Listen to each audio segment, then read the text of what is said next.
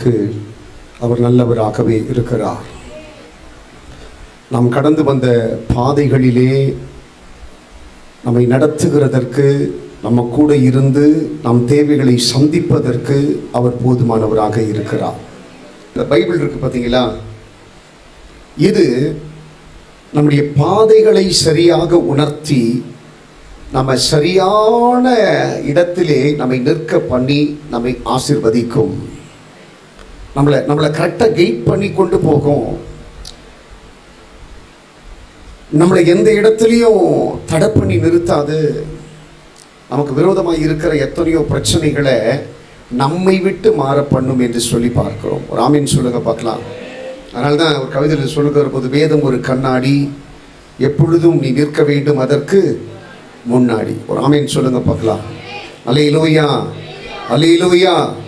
கர்த்தர் உண்மையாகவே நமக்கு நல்லவராக இருக்கிறார். எனக்கு பிரியமான என் அன்பு கர்த்தருடைய பிள்ளைகளே, நம்முடைய கையில் இருக்கக்கூடிய இந்த வேத புஸ்தகம் என்பது விலை மதிக்கத்தக்க மிகப்பெரிய ஒரு பொக்கிஷம். சமீபத்தில் ஒரு இஸ்லாமிய பெண்மணி ஒரு பட்டிமன்றத்தில் பேசுகிற போது சொன்னாங்க, வேத புஸ்தகம், அதாவது பைபிள் என்பது ஒரு தேன்கூடு என்று சொன்னார்கள். பைபிள் என்பது என்னவா? ஒரு தேன்கூடு. அந்த தேன்கூடு ஒழுகி ஒழுகி ஒழுகி ஒழுகி அவ்விடத்தில் இருக்கிறவர்களை எல்லாம் மதுரமாக்குமா. ஆமென் சொல்லுங்க பார்க்கலாம். அப்போ நம்ம கையில் இருக்கிற தேன்கூடு நம்முடைய வாழ்க்கையை மதுரமாக்க நினைக்கிறது. ஒரு ஆமென் சொல்லுங்க பார்க்கலாம். உன் கையில் இருக்கக்கூடிய அந்த வேத புஸ்தகத்தில், இந்த வேத புஸ்தகத்திற்குள்ள ஒரு மனுஷனை, ஒரு மனுஷியை எப்படி வாழ வைக்க வேண்டும் என்கிற சகல விதிமுறைகளும் இதற்குள்ளே கொடுக்கப்பட்டிருக்கிறது. நிறைய பேருக்கு இந்த வேத புஸ்தகங்களுடைய ரகசியங்கள் தெரியல. நிறைய பேருக்கு வேத புஸ்தகத்தினுடைய மகத்துவங்கள் தெரியல. கையில் ஒரு புஸ்தகம் வச்சிருக்கிறாங்களே தவிர, இது எதற்கு உபயோகப்படும், இதை கொண்டு என்ன செய்யலாம் என்று நிறைய பேருக்கு தெரியல. ஆமென் சொல்லுங்க பார்க்கலாம். நான் ஏற்கனவே சொல்லியிருக்கிறேன், மோசேயை பார்வோனுடைய கூட்டமும் இஸ்ரவேல் ஜனங்களும் இருதயத்தை உடைத்த போது மோசே ஆண்டவரை பார்த்து ஜெபிக்கிறான். ஆண்டவரே, இந்த வனாந்தரத்திலே நான் என்ன பண்ணட்டும், எனக்கு ஒன்றும் தெரியலையே, நான் போராடிட்டு இருக்கிறேனே, எனக்கு உதவி செய்யுங்கப்பான்ட்டு கேட்டபோது ஆண்டவர் சொன்னார், உன் கையில் இருக்கிற கோலை நீட்டு. ஆமென் சொல்லுங்க பார்க்கலாம். உன் கையில் இருக்கிற கோலை நீட்டுன்ட்டு சொன்னார். அந்த கோல் நீட்டப்பட்ட போது என்னாச்சு? அது வரையிலும் எதை கடக்க முடியாது. எங்களுடைய வாழ்க்கை அவ்வளவு தான். எங்களுடைய வாழ்க்கை முடிந்து போய்விட்டது, எங்களுடைய வாழ்க்கையினுடைய சரித்திரங்கள் அழிந்து போய்விட்டது என்று சொல்லி எந்த ஜனங்கள் பேசினார்களோ அந்த ஜனங்கள் எல்லாம் ஆற்றை உலர்ந்த தரையிலே கடப்பதை போல கடந்து இயேசுவே தெய்வம் என்று சொல்லி பாட ஆரம்பித்தார்கள். ஒரு ஆமென் சொல்ல மாட்டீங்களா? அல்லேலூயா, அல்லேலூயா. நல்லா கொஞ்சம் கவனிக்கணும். எந்த ஆற்றை கடக்க முடியாம, எந்த சூழ்நிலைகளை கடக்க முடியாம, எந்த பிரச்சனைகளை கடக்க முடியாம, எந்த மாற்றத்திற்குள்ளே வர முடியாம அந்த ஜனங்கள் கலங்கி போய் இருந்தார்களோ, அந்த கலக்கங்களை அந்த கோல் ஒரு கண்ணிமைக்கக்கூடிய நேரத்திலே மாறுதலை கொண்டு வந்தது. அப்ப கவனிப்பீங்களா? அது என்ன கோல்? ஏசாயாவில் சொல்லுது, அது தேவனுடைய வார்த்தை என்னும் கோல். ஒரு ஆமென் சொல்லுங்க பார்க்கலாம். அல்லேலூயா. நிறைய பேர் இன்னைக்கு புலம்பிட்டு இருக்கிறாங்க, நான் என்ன பண்ண போறேன்னு தெரியல, இந்த பிரச்சனை எப்படி முடிக்க போறேன்னு தெரியல, இந்த கலக்கத்தை இருந்து வெளியில வர்றதுக்கு எனக்கு என்ன பண்ண போறேன்னு தெரியல, இந்த பிரச்சனையை முடிவு கொண்டு வரதுக்கு என்ன பண்ண போறேன்னு தெரியல. இதை பாருங்க, எல்லாருடைய கையிலையும் இந்த வார்த்தை எனக்கூடிய கோலை வைத்து கொண்டு எல்லாம் என்னென்ன பேசிட்டு இருக்காங்க. ஐயோ, எனக்கு ஒன்றும் தெரியலையே, இந்த பிரச்சனை எப்படி ஃபேஸ் பண்ணுறது, இந்த தரித்திரத்திலிருந்து எப்படி வருது, இந்த வியாதி எப்படி முடிவு கொண்டு வருது, இந்த கடன் பிரச்சனை எப்படி நான் மாற்றுவதற்கு ஜெபிப்பது, என்னுடைய பிள்ளைகளை எப்படி ஒழுங்குபடுத்துவது, என் கணவனை எப்படி ஒழுங்குபடுத்துவது, என் மனைவி எப்படி ஒழுங்குபடுத்துவது, எனக்கு உண்டான காரியங்கள் எல்லாம் எப்படி ஒழுங்குபடுத்திக் கொள்வது, என் வேலை ஸ்தலங்களில் எப்படி மாற்றங்களை கொண்டு வருவது, இதெல்லாம் எதை வச்சுட்டு நம்ம முடிச்சிட்டு இருக்கிறோம்? கையில் தேன் கூட வச்சுட்டு, கையில் ஒரு பொக்கிஷத்தை வச்சுட்டு, கையில் ஆண்டவருடைய சரியான நடத்துதலை வச்சுட்டு நம்ம என்ன பண்ணிட்டு இருக்கிறோம்? முழிச்சிட்டு இருக்கிறோம். தெரியாம முழிச்சிட்டு இருக்கிறோம். ராமன் சொல்லுங்க பார்க்கலாம். அல்லேலூயா, அல்லேலூயா, அல்லேலூயா.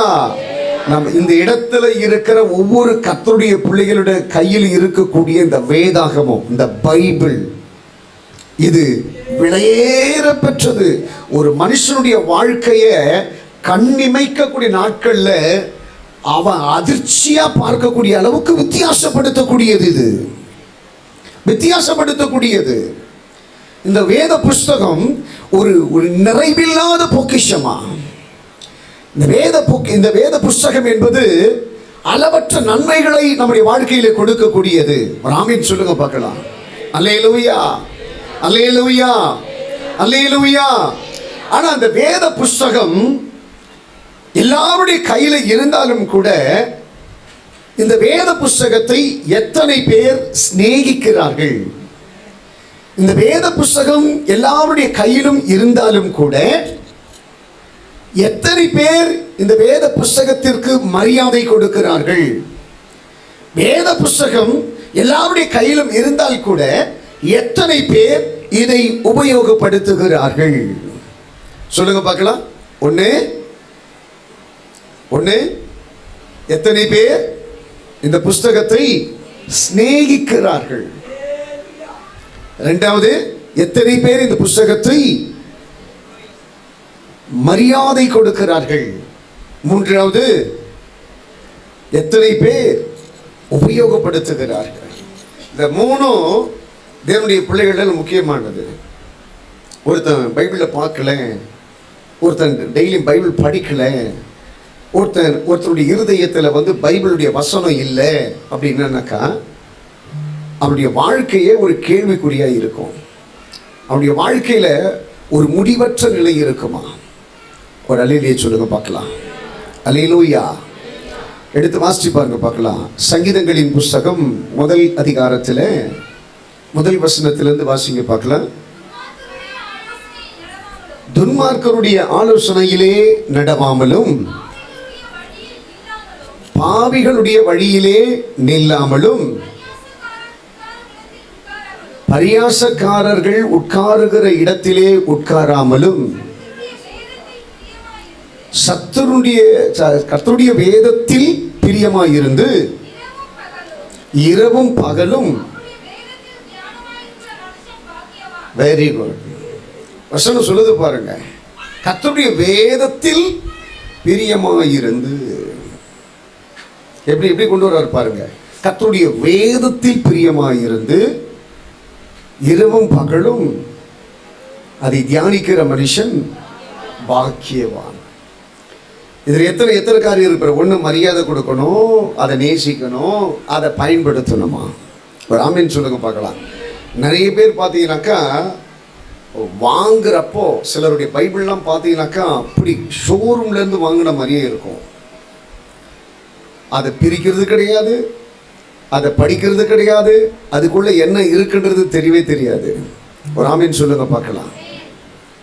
ஒரு பழமொழி சொல்லுவாங்க, கையில் வெண்ணெய் வச்சுட்டு நெய் களைகிற கதையாக இருக்கு.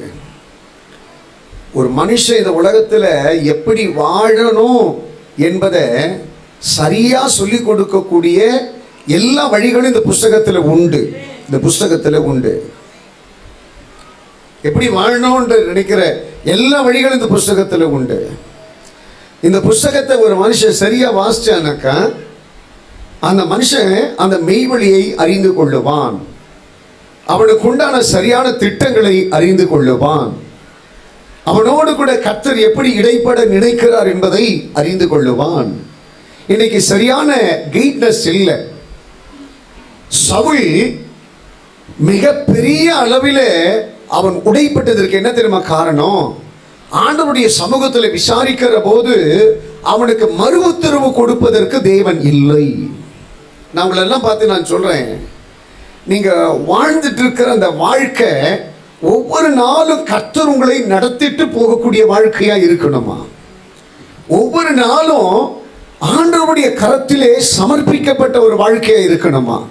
இந்த வாழ்க்கை மனுஷன் திருப்திப்படும்படியாக அல்ல, தேவன் திருப்திப்படும்படியான ஒரு வாழ்க்கையா இருக்கணுமா? ஒரு ஆமென் சொல்லுங்க பார்க்கலாம். அல்லேலூயா, அல்லேலூயா. அப்ப ஆண்டவர் சொல்லுகிற ஒரு காரியம் நம்ம நல்லா நினைச்சு பார்க்கணும். என் வாழ்க்கையில எந்த இடத்துல ஒரு டவுட், எந்த இடத்துல இது எனக்கு புரியல, எந்த இடத்துல இதற்குண்டான அர்த்தம் எனக்கு தெரியல என்று சொல்லி நான் கலங்கி நின்றாலும் அந்த இடத்துல ஆவியானவர் என் கூட பேசணும். ஆவியானவர் கூட பேசணும். அந்த இடத்துல எனக்கு அந்த பிரச்சனைகளுடைய காரியத்தை விளக்கணும் ஆண்டவர்.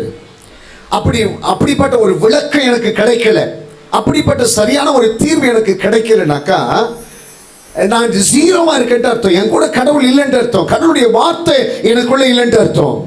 ஒரு ஆமென் சொல்லுங்க பார்க்கலாம். கிறிஸ்தவனுக்கு இஸ்லாமியருக்கு கூட என்ன வித்தியாசம்னாக்கா, எல்லா கிறிஸ்தவர்களும் சபைக்கு போறப்ப பைபிள் கொண்டு வருவாங்க. எந்த இஸ்லாமியனும் மசூதிக்கு போறப்போ குரான் கொண்டு போக மாட்டாங்க. ஆனால் என்ன வித்தியாசம்னாக்கா, என்ன வித்தியாசம்? அவங்களுடைய இருதயத்திலே அந்த எழுதப்பட்டவைகள் எல்லாம் பதியப்பட்டிருக்கும். கிறிஸ்தவர்கள் கையில பைபிள் வச்சிருந்தாலும் நிறைய வசனங்கள் அவர்களுக்குள்ளே உயிரோட்டமாய் இருக்காது. நிறைய வசனங்கள் உயிரோட்டமாய் இருக்காது. நான் ஒவ்வொரு நாள் நான் சொல்லியிருக்கிறேன், நம்ம எந்த காரியத்தில் அல்லது எந்த சூழ்நிலைகளில அல்லது எந்த நிபந்தனைகளில நம்ம இருந்தாலும் சரி, அதிலிருந்து நம்மை விடுவிக்கக்கூடிய கிருபை தேவனிடத்தில் உண்டு என்பதை நாம் அறிந்து கொள்ள வேண்டும். ஆமென் சொல்லுங்க பார்க்கலாம். நிறைய பேர் நம்ம கிட்ட இருக்கு பைபிள் இருக்கு பார்த்தீங்களா, இந்த பைபிளை வந்துட்டு ஒரு கிளி ஜோசிய மாதிரி யூஸ் பண்ணிட்டு இருக்கிறோம். நம்ம கிட்ட இருக்கிற பைபிளை எப்படி யூஸ் பண்ணிட்டு இருக்கிறோம்? ஒரு கிளி ஜோசிய மாதிரி, ஒரு குறி சொல்லுகிறது போல நம்ம யூஸ் பண்ணிட்டு இருக்கிறோம். ஒரு ஆமென் சொல்லுங்க பார்க்கலாம். இதை பாருங்க, இந்த கையில் இருக்க ஒரு வாக்குத்தத்த ஒரு வசனம் இருக்குன்னு வச்சுங்களேன். அந்த வாக்குத்தத்த வசனத்தை நிறைய பேர் வீட்டில் வாங்கி வச்சுப்பாங்க. வீட்டில் வாங்கி வச்சுட்டு டெய்லியும் கண்ணை மூடிட்டு போயிட்டு ஒரு வசனம் எடுக்கிறது. பைபிள் அப்படியே மூடிட்டு ஏசப்பா ஏசப்பா சொத்துரு சொத்துரு சொத்துரு சொத்துரு ஏசப்பா ஆசை ஏசப்பா ஏசப்பா ஏசப்பா ஏசப்பா இன்னைக்கு எனக்கு ஒரு வசனம் தாங்க ஏசப்பா அப்படின்னு திறந்து அப்படி படிக்கிறது. ஒரு ஆமென் சொல்லுங்க பார்க்கலாம். இது கிடையாதுங்க. நான் வேதாகம கல்லூரி படிக்கிற போது சில நாட்கள் அந்த டீச்சர்ஸ்லாம் வரமாட்டாங்க. சில நாட்கள் டீச்சர்ஸ்லாம் வரமாட்டாங்க. அந்த ஃப்ரீயாக இருக்கக்கூடிய அந்த நாட்கள் ஒரு வாரம் வரமாட்டாங்கனாக்கா அந்த நேரத்தில் வந்துட்டு நாங்கள் நிறைய படித்ததை எல்லாத்தையும் நாங்கள் இது பண்ணுவோம். அப்போ எங்கள் கூட இருக்கிற அந்த சகோதரர்களுக்குள்ள ஒரு போட்டி, யார் பைபிளை சீக்கிரமாக படித்து முடிக்கிறாங்கன்ட்டு. அப்போ அந்த போட்டியில் பார்த்தீங்கன்னாக்கா எல்லாரும் பைபிள் படிச்சுட்டே இருப்போம். எங்கள் பாஸ்டர் அவர் வந்து பார்ப்பார், என்னப்பா எல்லாம் பைபிள் படிச்சுட்டே இருக்கிறீங்க, எனி டைமும் படிச்சுட்டே இருக்கிறீங்க, எனி டைமும் படிச்சுட்டே இருக்கிறீங்க அப்படின்னு கேட்குற போது, அப்போது நாங்கள் சொல்கிற பதில் வந்துட்டு யார் முதல்ல பைபிள் படிக்கிற போகிறன்றது எங்களுக்குள்ள ஒரு போட்டி. ராமேஷ் சொல்லுங்க பார்க்கலாம். ஹலோ, யார் பைபிள் படிக்க போகிறன்றது ஒரு போட்டின்னு நாங்கள் சொன்ன உடனே அவர் சந்தோஷப்படுவார்னு நினச்சேன். அவர் சிரிச்சிட்டு போனார். மற்றவங்களுக்கு என்ன தெரியல, எனக்கு அப்பயே அந்த பகுத்தறிவு கற்று தந்தார். இவர் சிரிக்கிற சிரிப்பு வந்து வித்தியாசமாக இருக்குது, இவர் நல்லதுக்கு சிரிக்கிற மாதிரி சிரிக்கலையே, நம்ம என்ன தப்பு பண்ணோம், பைபிள் படிக்கிறது தானே, போட்டி போட்டு பைபிள் படிக்கிறது நல்லது தானே அப்படின்னு நினச்சி சந்தோஷப்பட்டிருந்தாலும் அவருடைய சிரிப்புக்குண்டான அர்த்தத்தை தெரிந்து கொள்ள நான் ஆசைப்பட்டேன். அவர் எப்போ வருவார், தனிமையாக எப்போ வருவார்ன்றது எதிர்பார்த்துட்டே இருந்தேன்.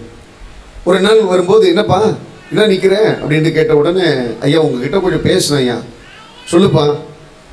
அப்போது அவர்கிட்ட கேட்டேன், ஐயா நீங்கள் நான் பைபிள் படிச்சுட்டு இருக்கிறப்போ நீங்கள் வந்தீங்க, நாங்கள் சொன்னேன் யார் பைபிள் முன்னாடி படிக்க போகிறோன்ட்டு நாங்கள் போட்டி போட்டு படிக்கிறேன் ஐயான்னு சொன்னோம். அப்போ நீங்கள் சந்தோஷப்பட்டு வெரி குட் சூப்பர்ப்பா கண்டினியூ பண்ணுப்பான்ட்டு சொல்லிங்கன்ட்டு பார்த்தேன். ஆனால் நீங்கள் ஒன்றுமே பேசாமல் ஒரு சிரிப்பு சிரிச்சிட்டு போனீங்க, அதுக்கு எனக்கு அர்த்தம் தெரியல ஐயான்ட்டு சொன்னேங்க. அப்போ உடனே அவர் சொன்னார், பைபிள் படிக்கிறது உன்னை விட நான் ஸ்பீடாக படிக்கணும், அல்லது எல்லாரை விட நான் பெரிய ஆளாக இருக்கணும், அல்லது நான் பைபிளை இத்தனை முறை படிச்சுட்டேன் இப்படின்னு சொல்கிறதுக்காக பைபிள் படிக்கிறது கிடையாது. அதில் இருக்கிறது ஃபுல்லாமே கடவுளுடைய வார்த்தைகள். அந்த வார்த்தைகளை ஒரு முறை புரியலைனாக்கா திருப்பி திருப்பி அதை படிச்சுட்டே வரணும். ஒரு முறை அந்த வார்த்தை உங்ககிட்ட பேசலைனாக்கா அந்த வார்த்தையே உத்து கவனிச்சுட்டு இருக்கணும்.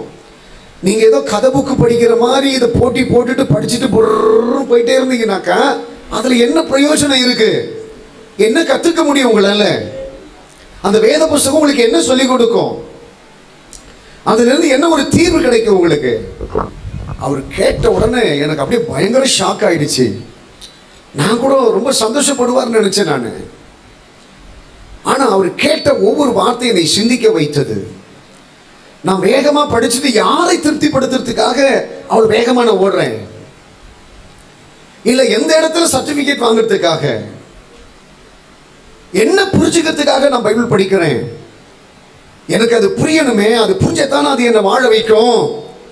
எந்தெந்த இடத்துல எந்தெந்த வசனம் இருக்கு, இந்த அதிகாரத்துடைய சாராம்சங்கள் என்ன, இந்த ஆதியாகமத்தில் யாரை குறித்து பேசப்பட்டிருக்கிறது, எந்த வகையில் இந்த புஸ்தகம் எனக்கு பிரயோஜனமானது, இந்த புஸ்தகத்துடைய தலைப்புகள் என்ன, இதனுடைய சாராம்சங்கள் என்ன, இந்த வார்த்தைகளை எனக்கு கற்றுக் கொடுக்கக்கூடிய பதிப்புகள் என்ன, இதெல்லாம் நான் தெரிஞ்சுக்கணுமே அப்படின்ட்டு அவர் சொன்ன போது எனக்குள்ள ஆணி அறைந்ததை போல் இருந்தது. உடனே சொன்னேன், ஐயா இனிமேல் நான் எக்காரணத்தை கொண்டு போட்டிக்காக நான் வசனம் படிக்க மாட்டேன். போட்டிக்காக படிக்கும். அது மாதிரி நம்மளும் கூட சில பேர் வசனம் படிக்கிறப்போ கடகடன்னு வேகமாக படிப்பாங்க. தப்பு கிடையாது, நல்லது தான். அந்த வேகமாக படிக்கிற போது ஒரே அந்த வார்த்தையினுடைய மாடல் கூட மாறிடாமல் படிக்கணுமா? அந்த வார்த்தையில் ஒரு எழுத்து பிழையாக இருந்தால் கூட சரி, அந்த தன்மையே தப்பாயிடுமா? வேகமாக படிப்பது தவறல்ல, அந்த வார்த்தைகளை சரியாக உச்சரித்து படிப்பதற்கு நான் நம்மை விட்டு கொடுக்க வேண்டும். ஒரு ஆமேன் சொல்லுங்க பார்க்கலாம். ஏன்னா அந்த அம்மா சொன்னாங்களே, அந்த அம்மா சொன்னது போல வேத புஸ்தகம் எல்லாரும் பைபிள் காட்டுங்களேன். இந்த புஸ்தகம் இருக்கு பார்த்தீங்களா, இது மிகப்பெரிய தேன்கூடு, மிகப்பெரிய தேன்கூடு, மிகப்பெரிய தேன்கூடு. இந்த தேன்கூடு யார்கிட்ட இருக்குதோ அவர்கள் எல்லாம் பாக்கியவான்கள். இந்த தேன்கூடு ஒரு ஸ்டைலுக்காக வச்சில்லைங்க, இல்லை ஒருத்தர் பார்த்து என்ன கிறிஸ்தவன் என்பது தெரிந்து கொள்வதற்காக வைத்திருக்கவில்லை, அல்லது இது என் வாழ்க்கையில் எனக்கு கடவுள் கொடுத்தார் என்ற ஒரு சம்பிரதாயங்களுக்காக கிடையாது. நான் உங்களை கேட்குறேன், எத்தனை பேர் இதை டெய்லியும் பயன்படுத்துறீங்க? டெய்லி இதை எத்தனை பேர் படிக்கிறீங்க? நிறைய பேருடைய வாழ்க்கையில் ஞாயிற்றுக்கிழமை வந்தால் தான் பைபிளே கண்ணுக்கு தெரியும். நிறைய பேருடைய வாழ்க்கையில் ஞாயிற்றுக்கிழமை வந்தால் தான் பைபிள்ன்ற ஒரு ஞாபகமே வரும். நிறைய பேருடைய இதில் பார்த்தீங்கன்னாக்கா, பைபிள் பார்த்தீங்கன்னாக்கா ஒன்று ஒட்டிகிட்டே இருக்கும். பேப்பர் ஒன்னோடு ஒன்று ஒட்டிகிட்டே இருக்கும். அந்த ஒட்டின பேப்பர் ரிலீஸ் ஆகாது. அப்போ தெரிஞ்சுக்கலாம் அந்த பைபிளை நம்ம எந்த அளவுக்கு நம்ம உபயோகப்படுத்துகிறோம், அந்த பைபிளுக்கு எந்த அளவுக்கு நம்ம மரியாதை கொடுக்கிறோம், அந்த பைபிளை எந்த அளவுக்கு நம்ம நேசிக்கிறோம், நமக்கு கிளீனாக தெரிஞ்சுக்கலாம். அந்த பைபிளுக்கு நம்ம கொடுக்கக்கூடிய அந்த சூழ்நிலைகளை வைத்தே நம்ம எல்லாவற்றையும் தீர்மானித்துக் கொள்ளலாம். ஒரு ஆமென் சொல்லுங்க பார்க்கலாம். அல்லேலூயா, அல்லேலூயா. பாருங்க, ஒரு மனுஷனை ஓட வைக்கக்கூடிய மிகப்பெரிய பொக்கிஷமே பைபிள் தான். ஒரு மனுஷனை ஓட வைக்க வேண்டிய மிகப்பெரிய பொக்கிஷமே பைபிள் தான். இந்த பைபிள் தான் நிறைய பேருடைய உயிர் நாடி. இந்த பைபிள் தான் நிறைய பேருக்குள்ள இருக்கிற பொக்கிஷம். இன்னைக்கு ஜீரோவா இருக்கிற நம்ம ஹீரோவா கர்த்தர் மாத்திருக்கிறாருனாக்கா இந்த பைபிள் தான், இந்த வேதம் தான், இந்த வேதம் தான். இந்த வேதத்திற்குள்ள நீ நினைக்கிற எல்லா பிரச்சனைக்கும் தீர்வு உண்டு. பக்கத்தில் கைப்பிடி சொல்லுங்க பார்க்கலாம். உங்க வாழ்க்கையில் இருக்கிற நீங்க எதிர்கொள்ள நினைக்கிற எல்லா பிரச்சனைக்கும் இந்த பைபிளில் ஒரு தீர்வு வச்சிருக்கிறாரா? எத்தனை பேர் ஆமென் சொல்லுவீங்க? அவ்வளோ பெரிய பொக்கிஷங்க இந்த பைபிள். இந்த பைபிளை ஒரு காலமும் கனவீனப்படுத்தாதீங்க. பைபிளை கனவீனப்படுத்தாதீங்க. பாருங்க, உங்களை அடையாளம் காட்டுறதுக்காகத்தான் உங்க கையில் இந்த வேதத்தை கற்று தந்திருக்கிறாரு. மலைக்கு மேலே ஆடு மேய்க்கிற கோலை கீழே போட சொல்லிட்டு திருப்பியும் ஆண்டவர் ஒரு கோலை மோசேயினுடைய கையில் கட்ட கொடுப்பார். அப்போ மோசேக்கு அந்த கோலுடைய வலிமை தெரியல. அப்போ மோசேக்கு அந்த கோலினுடைய பவர் தெரியல. அப்போ அந்த மோசேக்கு அந்த கோலுக்குள்ள என்ன இருக்குன்னு தெரியல.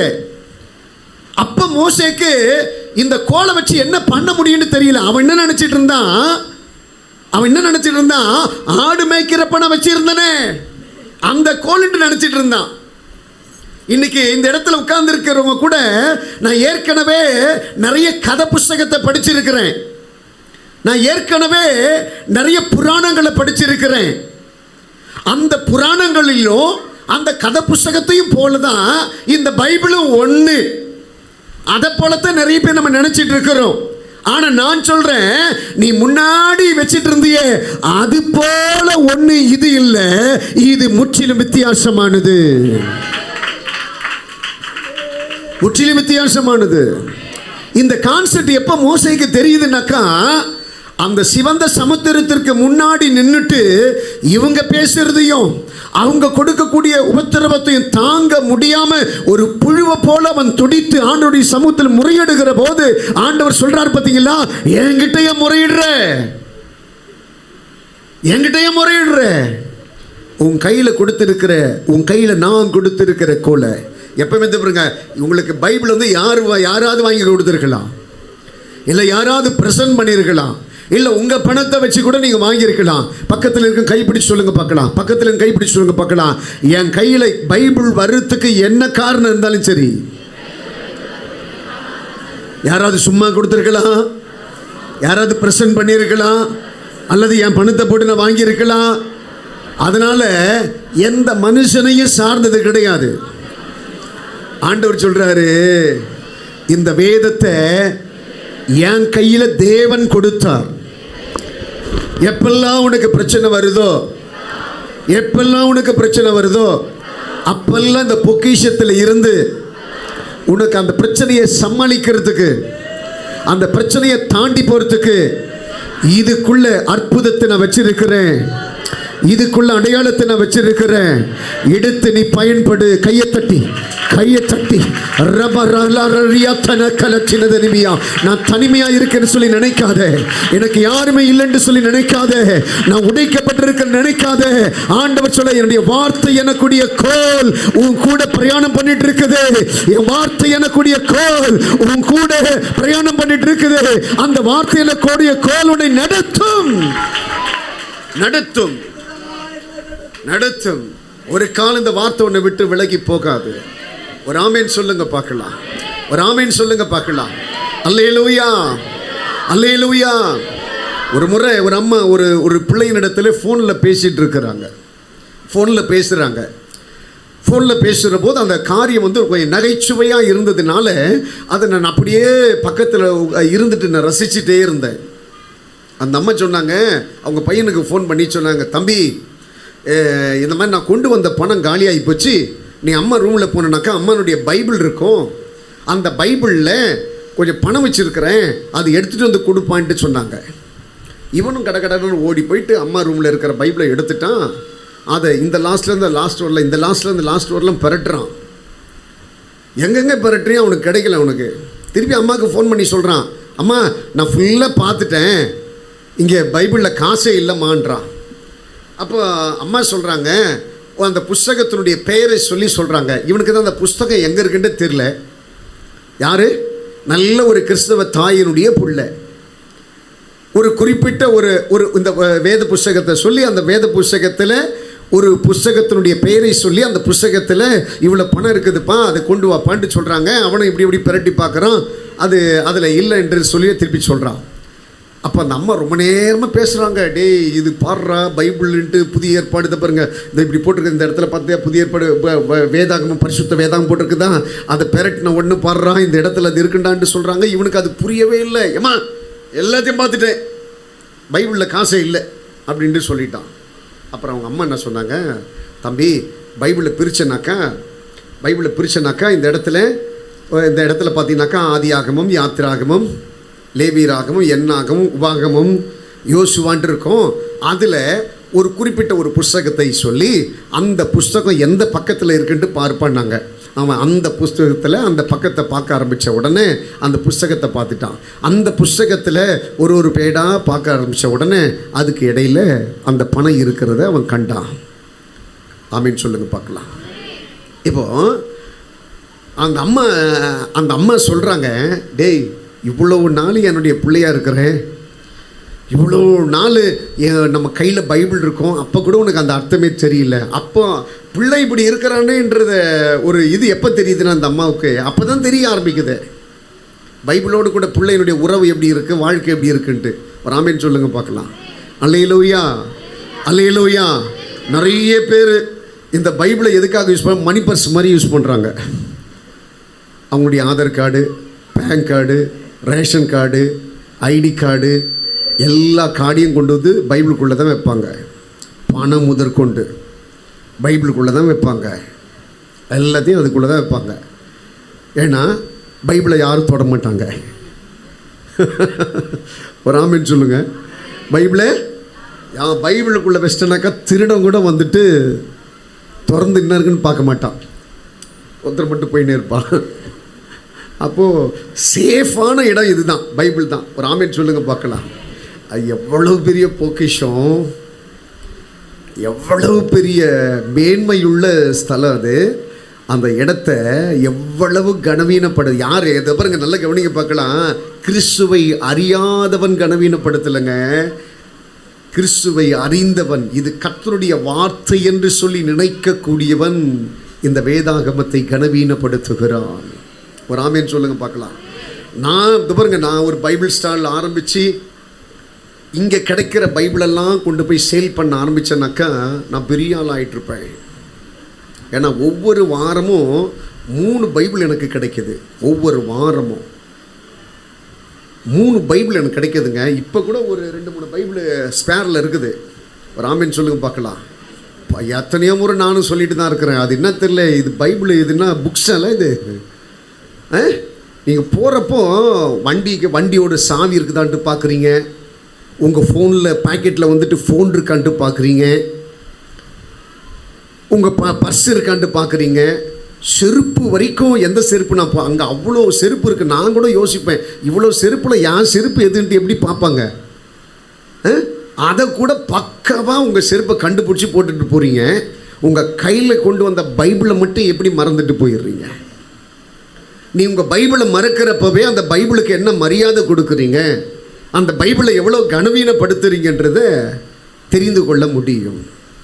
ரலிலே சொல்லுங்க பார்க்கலாம். நிறைய கிறிஸ்தவங்க டெய்லியும் பைபிளை படித்து அதில் கருத்துக்கள் எடுக்க மாட்டாங்க. இப்படி பைபிளை மூடிட்டு காலையில் எழுமணி தோத்துற ஏசப்பா இன்னைக்கு உண்டான ஒரு நல்வார்த்தை எனக்கு கொடுங்கப்பா, நல்வார்த்தை எனக்கு கொடுங்கப்பா, நல்வார்த்தை எனக்கு கொடுங்கப்பா அப்படின்ட்டு ஜெபம் பண்ணுறது. ராமேன் சொல்லுங்க பார்க்கலாம். நிறைய ஜோசிகார மாதிரியே நிறைய கிறிஸ்தவம் வாழ்ந்துட்டு இருக்கிறான்.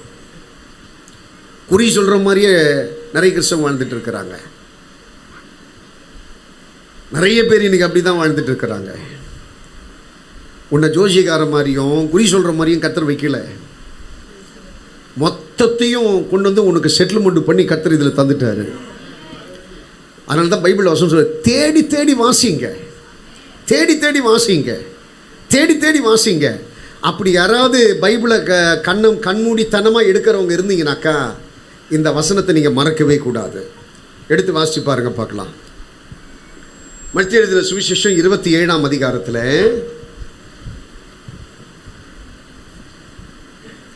மத்திய 27ஆம் அதிகாரத்தில் பக்கம் 44 எல்லாரும் எடுத்துட்டிங்கன்னா ரொம்ப நல்லா இருக்கும். 27ஆம் அதிகாரத்தில் 5வது வசனத்தை வாசிங்க பார்க்கலாம்.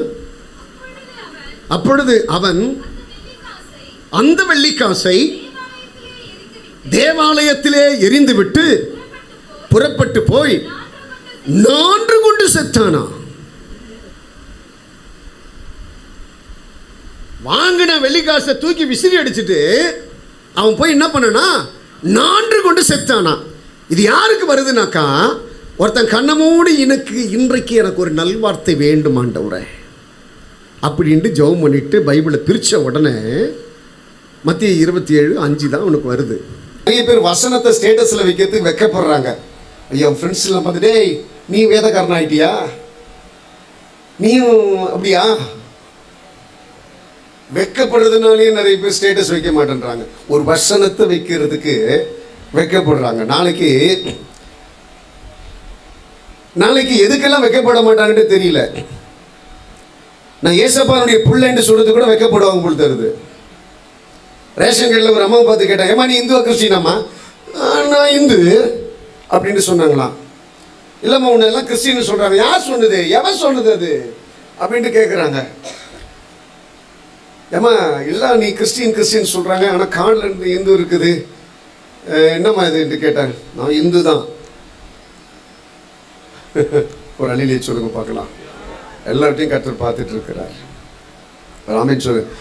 நம்ம நிறைய தப்பு பண்ணுறது என்ன தெரியுமா, இந்த உலகத்தில் அற்ப காரியங்களுக்காக, ஒன்றுக்கு உபயோகப்படாத காரியங்களுக்காக, நமக்கு எல்லா சூழ்நிலைகளையும் நம்ம கூட இருப்பானான்னு தெரியாத மனுஷனுக்காக நிறைய காரியத்தில் நம்ம காம்ப்ரமைஸ் பண்ணுறோம். நிறைய காரியத்தில் மனுஷனை திருப்திப்படுத்துகிறோம். நிறைய காரியத்தில் மனுஷன் விரும்புறதுக்காக நிறைய காரியங்களை நம்ம செய்கிறோம். பக்கத்தில் இருந்து கைப்பிடி சொல்லுங்க, ஒரு காலமும் மனுஷனை திருப்திப்படுத்த நினைக்காதீங்க. உங்களை படைச்ச, உங்களை உருவாக்கின, இன்னைக்கு வரையிலும் நடத்தின, இனிமேலும் சுமக்கிற உன் தெய்வத்தை புரிந்து வாழ கற்றுக்கொள்ளுங்கள். ராமன் சொல்லுங்க பார்க்கலாம். அல்லேலூயா, அல்லேலூயா. காலையில் எழுந்த உடனே பைபிள்ல இருந்துட்டு ஒரு அதிகாரத்தை வாசிங்க. அது புரிகிற வரலாம் வாசிச்சுட்டே இருங்க. கையில் ஒரு பெண் எடுத்து வச்சுங்க. எந்த இடத்துலலாம் அந்த வசனம் உங்ககிட்ட பேசுதோ அதை நோட் பண்ணி வைங்க. அந்த டேட்டு போட்டு அந்த வசனத்தை நோட் பண்ணுங்க. அல்லது அந்த வசனமே எனக்கு புரியலனாக்கா திருப்பியும் 10 முறை படிங்க. 10 முறை படிங்க. எந்த ரன்னிங் ரேஸில் ஓட போறீங்க? ஒன்றுமே கிடையாது. யாருக்கிட்ட போயிட்டு கேடயம் வாங்க போறீங்க? ஒன்றுமே கிடையாது. ஒரு வசனம் உங்களுக்கு புரியலன்னா படிங்க. ஒரு பைபிளை எத்தனை வருஷம் வேணாலும் படிங்க, ஆனால் புரிஞ்சு படிங்க. புரிஞ்சு படிங்க. ஒரு பைபிளை இத்தனை வருஷம் நான் படிச்சுட்டேன்னு சொல்றது இல்லைங்க. அந்த பைபிளை குறித்து உனக்கு என்ன தெரியுன்றதை கரெக்டாக புரிஞ்சுக்க. உன் கையில் இருக்கிற அந்த பொக்கிஷத்திற்கு அளவே கிடையாது. அது ஒன்று உன் வீட்டில் இருந்ததுன்னா போதும், எல்லாமே உன்னை தேடி வருவதற்கு இது வைக்குமா? ஒரு ஆமென் சொல்லுங்க பார்க்கலாம். அல்லேலூயா, அல்லேலூயா, அல்லேலூயா, அல்லேலூயா, அல்லேலூயா. நம்முடைய பிள்ளைகளுக்கு கற்றுக் கொடுக்கணும். டெய்லியும் பைபிள் படிக்கிறனாக்க உனக்கு சாப்பாடு கிடையாது. நீ ஜெபிக்கிறியோ பைபிள் படிக்கலையோ, நீ ஸ்கூலுக்கு போகணும், நீ டியூஷனுக்கு போகணும், நீ நல்லா படிக்கணும், நீ ஃபர்ஸ்ட் மார்க் எடுக்கணும், நீ இப்படி பண்ணணும், நீ அவனை விட பெரிய ஆளா வரணும், நீ இவனை விட பெரிய ஆளா வரணும், நீ அவனை பார்க்குறப்போ ஃபர்ஸ்ட் இருக்கணும். இதை சொல்லி கொடுத்து கொடுத்து கொடுத்து கொடுத்து கொடுத்து நல்லா படிக்கிற குழந்தைங்கள கூட மக்கு பிள்ளைங்களாக மாற்றிடுறோம். ஒரு அழியிலே சொல்லுங்க பார்க்கலாம். நான் ஒன்று சொல்லுவேன், இந்த உலகத்தில் யாரோடு கூட நான் சம்மந்தப்படுத்தி ஓடணுனாக்கா இந்த இடத்துல இருக்கிற எந்த மனுஷனோடு கூட சம்மந்தப்படுத்தி ஓடக்கூடாது. பாருங்க, எனக்கு அடையாளமாக நிற்கிறவர் இயேசு மட்டும்தான்.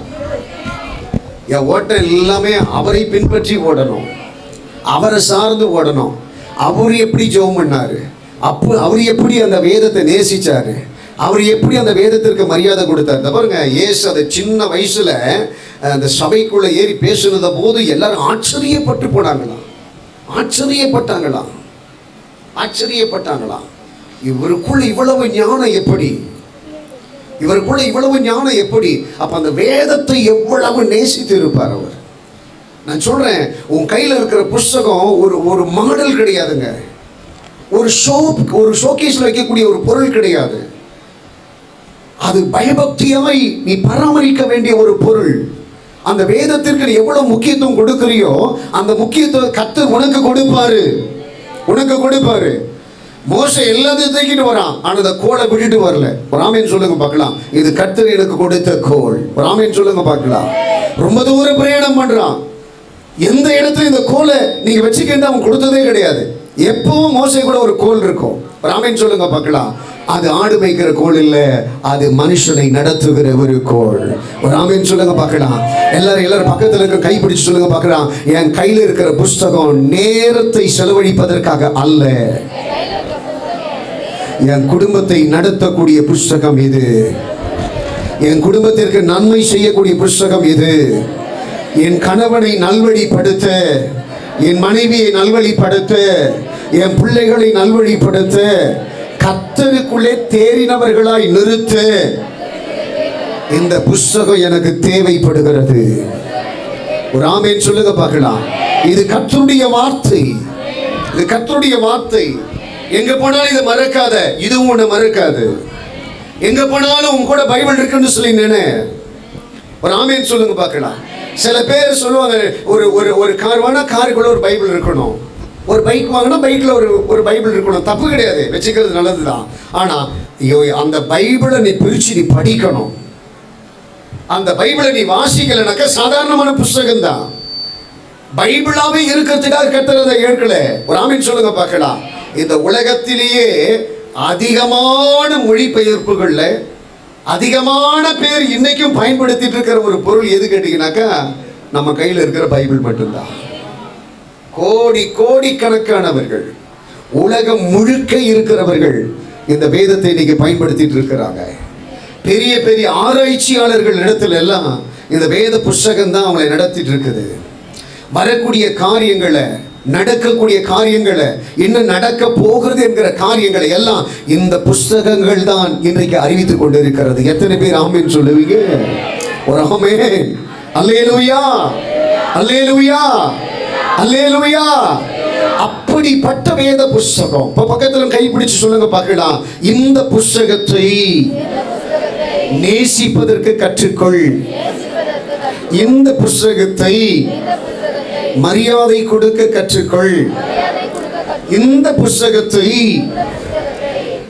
பயன்படுத்துவதற்கு கற்றுக்கொள். இதுதான் உனக்கு ஆசீர்வாதம். ஒரு மனுஷனை எப்படி நடத்தணும்? ஒரு பிரச்சனைக்கு மத்தியில் ஒரு மனுஷன் இருக்கிறான். அந்த நேரத்தில் இந்த வேதம் அந்த மனுஷனோடு கூட பேசிச்சுனாக்கா அவனுக்குள்ள ஒரு யான பலம் வருமா? ஒரு ஆமென் சொல்லுங்க பார்க்கலாம். ஒரு அல்லேலூயா. ஒரு வசனம் சொல்லுகிறது, உன் பக்கத்தில் 1000 பேரும் உன் வலதுபுறத்திலே 16,000 பேர் இருந்தாலும் பயப்படாதே, நான் உன் கூட இருக்கிறேன். இந்த ஒரே ஒரு வசனம் போதுங்க. என்னை சுத்தி எவ்வளவு பெரிய கூட்டம் எனக்கு விரோதமாக எழும்பி இருந்தாலும் அந்த வார்த்தை என்னை நடத்தும் என்பதை அறிந்து கொள்வதற்கு. ஆமென் சொல்லுங்க பார்க்கலாம். நான் எவ்வளவு பெரிய தரித்திரத்தில் இருந்தாலும் எனக்கு அதை பத்தி கவலை இல்லை. வேதம் சொல்லுகிறது, சிங்கத்தின் மேலும் விரியன் பாம்பின் மேலும் நீ நடந்து செல்லுவாய், பால சிங்கத்தை நீ மிதித்து போடுவாய். இன்னொரு இடத்துல சொல்லுது, சிங்க குட்டிகள் கூட தாழ்ச்சி அடைந்து பட்டினியா இருக்கும். சத்தமா சொல்லுங்க. சத்தம். உன்னை சுற்றி எவ்வளவு தரித்திரம், உன்னை சுற்றி எவ்வளவு பிரச்சனைகள், உன்னை சுற்றி எவ்வளவு வறண்டு போன நிலை இருந்தாலும் சரி, வேத வசனம் உனக்குள்ளே இருக்குமானால், சிங்கம் கூட பட்டினியாய் கிடக்கக்கூடிய நிலைமை இருக்குமானாலும், நீ உபயோகப்படுத்துகிற விசுவாச வார்த்தை உன்னை பிழைப்பூட்டுவதற்கு வல்லமை உள்ளதாக இருக்கிறது. ஒரு ஆமென் சொல்லுங்க பார்க்கலாம். ஒரு ஆமென் சொல்லுங்க பார்க்கலாம். பாருங்க, தாவீதுக்கு முன்னாடி கோலியாத்து மிகப்பெரிய உருவத்தோடு கூட நிற்கிறான். அந்த கோலியாத்து யாருக்கிட்ட போய் சண்டை போடல. அவன் கர்ஜிக்கக்கூடிய வார்த்தைகளை கேட்ட உடனே சவுல் பயப்படுறான். அவன் கூட இருக்கிற சேனாதிபதிகள் பயப்படுறாங்க. ராணுவங்கள் எல்லாம் பயப்படுது. அந்த கோலியாத்துக்கு பக்கத்துல யாரும் போறதுக்கு மனசு இல்லை. யாருக்கு மனசு இல்லை? காரணம் என்ன கேட்டீங்கன்னாக்கா, அவனுடைய கர்ஜனை மற்றவர்களை பயமுறுத்தினது. யாரும் அந்த அந்த ஸ்டேஜில் போய் நிக்கிறதுக்கு யாருக்கு விருப்பம் இல்லை. தாவீது சின்ன ஒரு பையன், நான் இவன் கூட சண்டை போறேன் போய் நின்ன உடனே தாவீதை பார்த்து திருப்பி அவன் எல்லாரையும் கிட்ட சொன்ன மாதிரி சொல்றான், வா உன்னை என்ன பண்ண, நாயை கிழிக்கிற மாதிரி கிழிச்சு ஆகாயத்து பறவைகளுக்கு உணவா போட்டுறான்றான். தாவீது பயப்படும் சொல்றான். தாவீது சொல்றான், ஒரு முறை என்னை சிங்கத்தினுடைய கைக்கும் ஒரு முறை என்னை கரடினுடைய கைக்கும் காப்பாற்றின கர்த்தர் இன்னைக்கு என் கூட இருக்கிறாரு. இந்த கோலியாத் எனக்கு ஏமாத்துறான். கையை தட்ட மாட்டேன்றீங்களே, கையை தட்ட மாட்டேன்றீங்களே. உனக்கு விரோதமா சவால் விடக்கூடியவன் எவ்வளவு பெரியவன் என்பதை காட்டுறதுக்காக உன் தலைக்கு மேல அபிஷேகம் கிடையாது. அவன் ஒண்ணுமே இல்லைன்றதை காட்டுறதுக்காகத்தான் உன் தலைக்கு மேல அபிஷேகத்தை கர்த்தர் ஊற்றி இருக்கிறாரு. ஒரு ஆமேன் சொல்லுங்களேன். அதான் கிருபை, அதுதான் கிருபை. ஒரு ஆமேன் சொல்லுங்க பார்க்கலாம். நீ மற்றவங்களை பெருசா வர்ணிக்காத, உனக்கு எதிராக இருக்கிறத பெருசா வர்ணிக்காத. இப்போ அவங்கள சாதாரண ஆளு கிடையாதுப்பா. ஐயோ எப்பவும் அவங்க கூட ஒரு 40 பேர் இருக்கிறாங்கப்பா. இப்போ அவங்கள சாதாரணமாலும் கிடையாதுங்கப்பா. அவங்க ஏகப்பட்ட பணம் வச்சிருக்கிறாங்கப்பா. எப்பா அவங்கள சாதாரணமாலும் கிடையாதுப்பா. ஐயோ அவங்கள நம்மள ஒன்னிலமாக்கிடுவாங்கப்பா. பயந்து பயந்து பயந்து பயந்து பயந்து உங்களுக்குள்ள இருக்கிற ஜெபம் போயிடும், உங்களுக்குள்ள இருக்கிற கடவுளுக்கு கூடிய பக்தி போயிடும், உனக்குள்ள இருக்கிற ஆண்டவருக்குரிய எல்லா காரியங்களும் போயிடும். கடைசியில ஒடுங்கின ஒரு பாத்திரமாயிடுவேன், ஒடுக்கப்படுவேன். எல்லா சூழ்நிலைகளும் பயம் ஒன்று விட்டு ஓடவே ஓடாது. ராமேன் சொல்லுங்க பார்க்கலாம். எல்லாவற்றையும் என் கண்களுக்கு முன்பதாக சந்திப்பதற்கு திராணி உள்ள ஒரு தெய்வம் இருக்கிறார். அவர் எனக்காக யுத்தம் செய்கிற தெய்வன், அவர் எனக்காக யுத்தம் செய்கிற தெய்வன். நான் உன்னை கேட்கிறேன், உனக்கு வரக்கூடிய பிரச்சனைகளுக்கு மத்தியில, உனக்கு வரக்கூடிய உபத்திரவத்திற்கு மத்தியில இந்த வேத வசனத்தை நீ வாசிக்கலனாக்கா இந்த வார்த்தை எப்படி உன் கூட பேசும்? எப்படி பேசும்? கண்மணி தர்மம் இருக்கிறதெல்லாம் விட்டுருங்க, டெய்லியும் வச்சுங்க. நான் இந்த இடத்துல இருந்து வாசிக்க போறேன். ஒரு கையில ஒரு பேப்பர் வச்சுங்க, ஒரு நோட் வச்சுங்க. ராமேன் சொல்லுங்க பார்க்கலாம். எங்க ஆளுங்க வந்துட்டு இது பாருங்க, இப்ப கூட சொல்றேன், இந்த இடத்துல வந்த பிறகு கூட பிரிக்காத பைபிள், ஜிப்ப பிரிக்காத பைபிள் நிறைய இருக்குது. பாஸ்டர் தான் சொல்ல, பைபிள் தான் சொல்லுவாரு. இப்பயும் சொல்றேன், உங்க பக்கத்துல பாத்தீங்கன்னா தெரியும், எல்லாம் திரும்பி பார்ப்பாரு. இப்போ உங்க பக்கத்துல பாத்தீங்கன்னா தெரியும், இன்னும் ஓபன் பண்ணாத பைபிள் நிறைய இருக்குது. பிரசங்கம் முடிக்கிறதுக்கு முன்னாடியே பைபிள் இழுத்து மூடுற ஜனங்கள்லாம் இருக்கிறாங்க. ஒரு ஆமேன் சொல்லுங்க பார்க்கலாம். அல்லேலூயா. அல்ல அல்ல குறையாது அன்பு. ஒரு ஆமேன் சொல்லுங்க பார்க்கலாம். பைபிள்லாம் மிகப்பெரிய பொக்கிஷங்க, பொக்கிஷம். அதை நீ எப்படி பார்த்துக்கிறியோ அது ஒன்று அப்படி பார்த்துக்கோ. அந்த பைபிளுக்கு சில பேர் பார்த்தீங்கன்னாக்கா பண்ணுற வேலையெல்லாம் பார்த்தீங்கன்னா பயங்கர காமெடியாக இருக்கும். ஒரு நாள் ஒரு ஒரு ஒரு ஒரு வீட்டுக்கு நான் ஜெபம் பண்ண போகிறேன், பைபிள் எடுத்து தலைக்கு மேலே இப்படி வச்சுன்னு படுத்துட்டு இருக்கிறாங்க.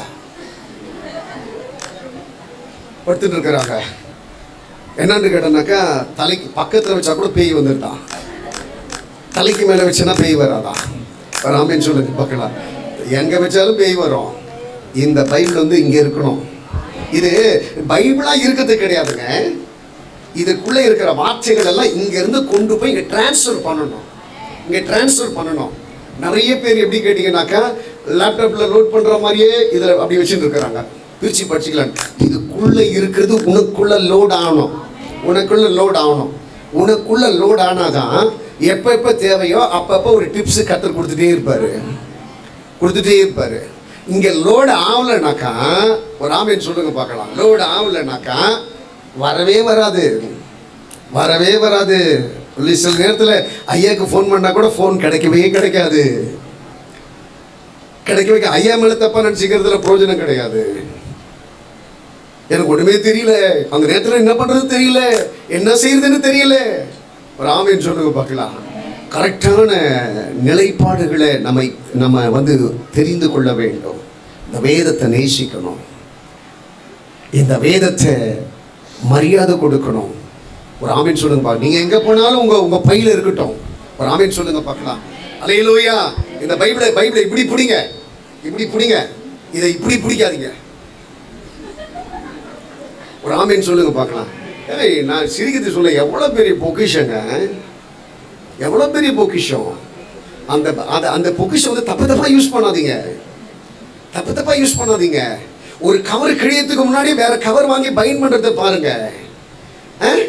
அந்த பைபிளை பிரித்து படிங்க. அதை பாருங்க, நான் ஏற்கனவே உங்ககிட்ட சொல்லியிருக்கிறேன், ஊத்துக்கோட்டையிலிருந்து பெரியபாளையத்துக்கு 30 கிலோமீட்டர் 35 கிலோமீட்டர் இருக்கும். நான் ஒரு நாள் நைட்டில் நான் பைக்கில் போகிறப்ப அந்த பைபிளை தொலைச்சிட்டேன். வெளியில் வந்து சரியான மழை. திருப்பி அந்த பைபிளை தேடிட்டு 35 கிலோமீட்டர் போனேன். நான் ஊத்துக்கோட்டையில் இருக்கிற கச்சூர் மட்டுக்கு நான் போனேன், அந்த பைபிளை தேடிட்டு போனேன்.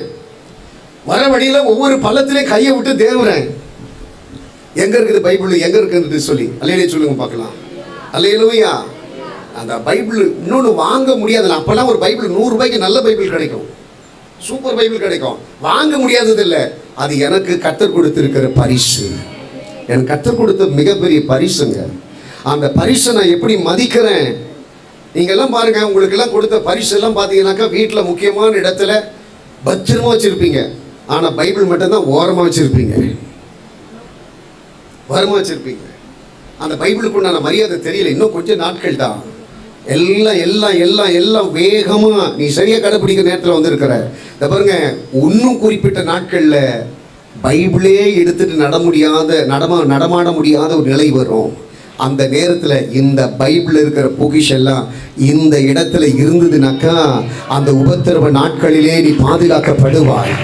அந்த பாடுகள் நிறைந்த, அந்த கண்ணிகள் நிறைந்த உன் ரட்சிப்பை புடமிடுவதற்காக ஓடக்கூடிய அந்த ஓட்டத்திலே நீ காப்பாற்றப்படுவாய்.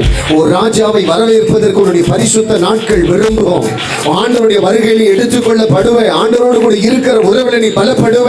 அந்த வசனம் உனக்குள்ளே நிலைத்திருந்தால் உன்னை ஆச்சரியமாய் நடத்துமா. ஆமென் சொல்லுங்க பார்க்கலாம். அந்த வசனம் எக்காரணத்தை கொண்டு மனுஷனை போல இவரை எனக்கு தெரியாது என்று சொல்லிட்டு போகாது. அந்த வசனம் சொல்லும், இவன் என்னுடைய புள்ள, இவன் எனக்குரியவன், இவனை நான் நடத்துவேன். ஒரு ஆமென் சொல்லுங்க பார்க்கலாம். அல்லேலூயா.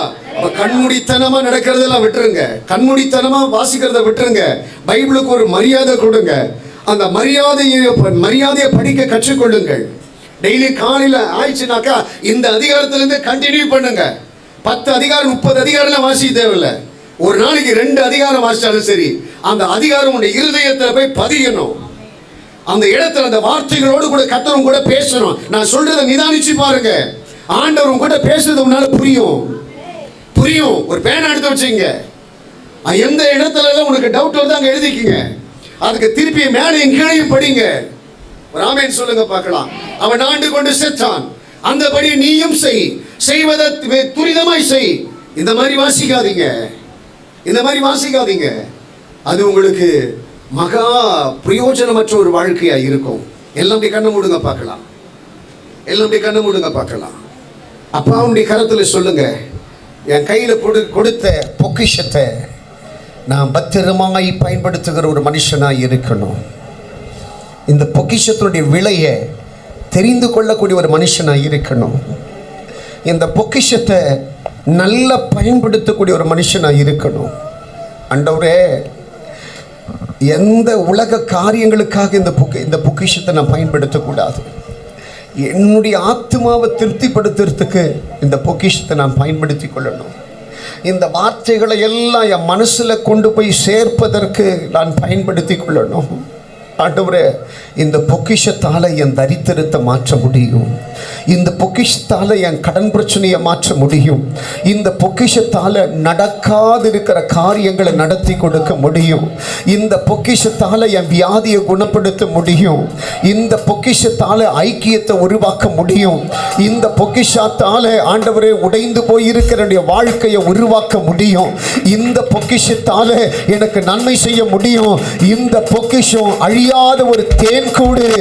இந்த பொக்கிஷம் என் வாழ்க்கையில பல மாற்றங்களை கொடுக்கக்கூடியது. இந்த பொக்கிஷத்தை கரெக்டா நான் புரிஞ்சுக்கணும்பா. 3 காரியத்தை நல்லா தெரிஞ்சுக்குங்க. 3 காரியத்தை. 1, இந்த வேதத்தை அதிகமா சிநேகிக்க ஆரம்பிங்க. இந்த வேதத்தை அதிகமா விரும்ப ஆரம்பிங்க. நீ எவ்வளவு பிஸியாக இருந்தாலும் சரி, டெய்லி அந்த பைபிளை கவனி. டெய்லி அந்த முத்துக்களோடு கூட பேசு. டெய்லி அந்த முத்துக்களை கொஞ்சி அந்த முத்துக்களுக்கு மேலே பிரியம் வை. ரெண்டாவது, அந்த முத்துக்கு மரியாதை கொடு. அது மரியாதை கொடு. அந்த பைபிளை வைக்கிறதுக்குன்ட்டு ஒரு நல்ல பிளேஸ் ரெடி பண்ணு. அந்த பைபிளை கனமுள்ள ஒரு பாத்திரமா நினை. அப்பா கிட்ட சொல்லு, கையில் எடுத்து வச்சு சொல்லு, ஆண்டவரே இது எனக்கு நீங்கள் கொடுத்த மிகப்பெரிய பொக்கிஷம்.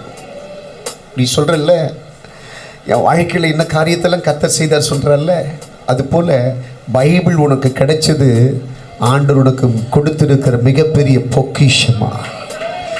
உனக்கு ஆண்டவர் கொடுத்த பிள்ளைகளை போன்றதா, உனக்கு கர்த்தர் கொடுத்த கணவனை போன்றதா, உனக்கு கர்த்தர் கொடுத்திருக்கிற மனைவியை போன்றதா இந்த பொக்கிஷமான வார்த்தைகளும் கூட. இந்த வார்த்தைகளை எவ்வளவு கவனமா, எவ்வளவு மகிமையா, கனமா நீ நினைக்கிறாய் என்பதை கர்த்தர் பார்த்துட்டு இருக்கிறார்.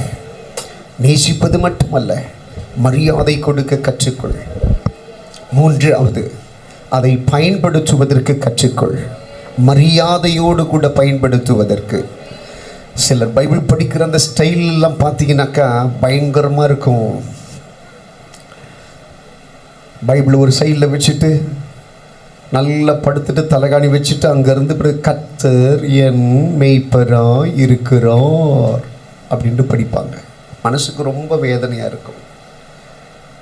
நல்லா ப்ரஷ் பண்ணிவிட்டு, நல்லா ஃபேஸ் வாஷ் பண்ணிவிட்டு, நல்லா உன்னை சுத்தம் பண்ணிவிட்டு, நீட்டாக தலையெல்லாம் வாரிட்டு அந்த பொக்கிஷத்தை கையில் சுமக்க கற்றுக்கொள்ளுங்கள்.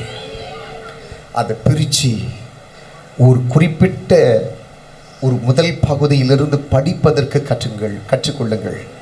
யாருங்க சொன்னது? ஆதியாகமத்தில் உன் கூட கர்த்தர் பேச மாட்டாரா? யாத்திராகமத்தில் கர்த்தர் உன் கூட பேச மாட்டாரா? உபாகமத்தில் உன் கூட கர்த்தர் பேச மாட்டாரா? யோசுவாவில் கர்த்தர் உன் கூட பேச மாட்டாரா? நியாயாதிபதிகளின் புஸ்தகத்தில் கர்த்தர் உன் கூட பேச மாட்டாரா? லேவியராகமத்தில் உன் கூட கர்த்தர் பேச மாட்டாரா? இந்த பைபிளில் இருக்கிற ஒரு புஸ்தகம் கூட வேண்டாம் என்று சொல்லுகிற புஸ்தகம் அல்ல. இதில் இருக்கிறது ஒவ்வொன்றும் பொற்பளத்திற்கு சமமானதான். நீ வாசிக்கிற ஒவ்வொரு இடத்திலேயும் ஒவ்வொரு காரியத்தை கர்த்தர் வச்சிருக்கிறாரா? ஒவ்வொரு இடத்திலும் நியாயாதிபதிகள்னா அந்த இடத்துல உன் இருதயத்தை புரிந்து கொள்ளக்கூடிய வார்த்தைகளை கர்த்தர் வச்சிருக்கிறாரு. எனக்கு இது வேணுன்ட்டு நினைக்காத. இதில் என்ன இருக்குன்னு சொல்லி நீ ஆசைப்படு. என்ன இருக்குன்ட்டு பார்க்க ஆசைப்படு. உனக்கு தேவையுள்ளதை மட்டும் செலக்ட் பண்ணிட்டு எடுத்துக்காத, மற்றதெல்லாம் விட்டுட்டு போயிடாத. அதில் என்ன இருக்குன்றது ஆராய்ச்சி பண்ண. அதில் கர்த்தர் என்ன வச்சிருக்கிறார், என்ன சொல்லியிருக்கிறாரு, அதெல்லாம் ஆராய்ச்சி பண்ண. ஒரு வார்த்தை கூட வீணாக போகாதா? அந்த வார்த்தையில் இருக்கிற ஒரு சொல் கூட அழிந்து போகாதா? அது ஒரு காலமும் மாறாது.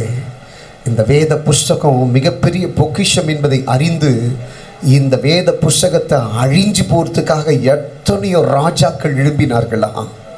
எத்தனையோ அதிகாரிகள் திட்டமிட்டு பல தொல்லைகளை கொடுத்தாங்களா?